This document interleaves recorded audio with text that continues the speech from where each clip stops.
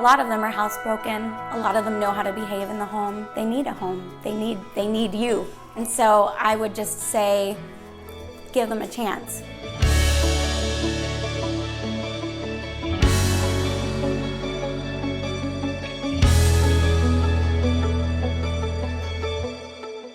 It's just pretty neat how I landed here. I moved back to the area in 2012 from New York City, and I'm now an executive director of a 62-acre farm sanctuary in Latrobe, and also the Animal Friends of Westmoreland. We have cats and dogs here at the adoption center. We started in 2006. We got our nonprofit status in 2008, and we opened the doors to the public in 2009.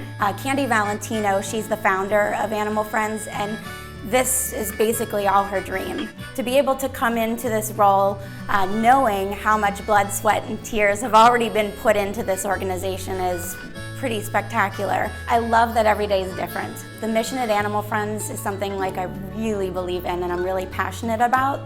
I also love the team that we work with. It's a very passionate team. You have to be to do what we do. You know, this doesn't shut down. We're open 365 days a year.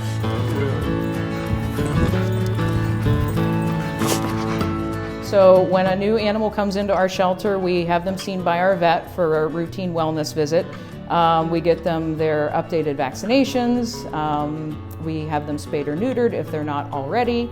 And our dogs are also microchipped. Our cats are tested for feline leukemia as well.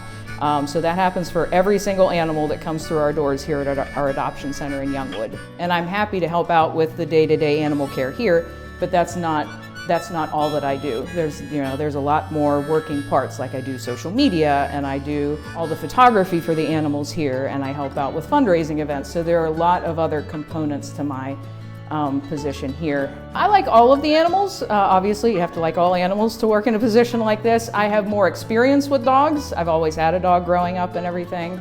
I had not had experience on a farm prior to us opening that out there, so it's definitely been a learning experience along the way, but yeah, I do enjoy it out there with those animals as well. So in addition to the adoption center, we have the farm sanctuary, and there we have cows, pigs, ducks, chickens, we have mule, goats, and sheep.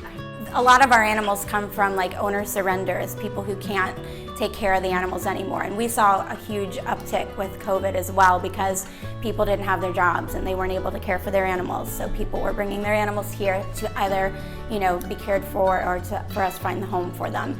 But the same goes for the farm animals. And some people don't put that together, but farm animals can also be neglected. You automatically think, taking care of the animals, being a voice for the animals. People always think of cats and dogs, but there's so many other animals that are mistreated and also need to be cared for. The animals that we have there at the moment, we're not adopting them out. We're creating this sanctuary for them to be, to live, and we care for them there.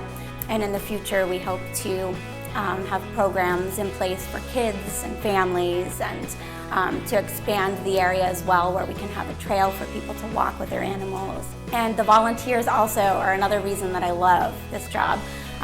They're passionate about these animals and they care for them equally as much as we do. A lot of the volunteers come here for different reasons. Maybe they can't have a pet. Maybe they're renting and they're not able to have a pet, or maybe they have a pet that doesn't get along with other pets and they want to have more pets, so they come here and they kind of get that outlet. We're really close to the 5-star trail, so a lot of people will do that. The dogs specifically, they'll come in and do that once a day so that they can get their steps in, which is really helpful for the animals as well. If you ask the staff, then yes, we have a capacity for bleeding hearts like myself. I'm like, we gotta find space for them. I would say 30 cats is probably our capacity and 30 dogs. We have an adoption process, so the applications come in and we check them in order. So they can go onto our website or they can actually stop into the adoption center. We have the applications online, and then you can also see all of the animals that we have currently up for adoption there, so they can read more. They can schedule a time to come in and do a meet and greet with the animal. It's more extensive than people, I think, realize. They come in and they think they can walk out with a dog that day. And we're not same-day adoptions here at Animal Friends of Westmoreland. It's really nice to, go and get a new puppy and have that new puppy.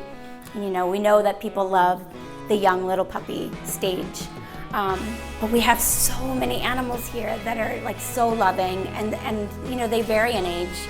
And a lot of them are housebroken. A lot of them know how to behave in the home, and they need a home. They need you, And so I would just say, give them a chance.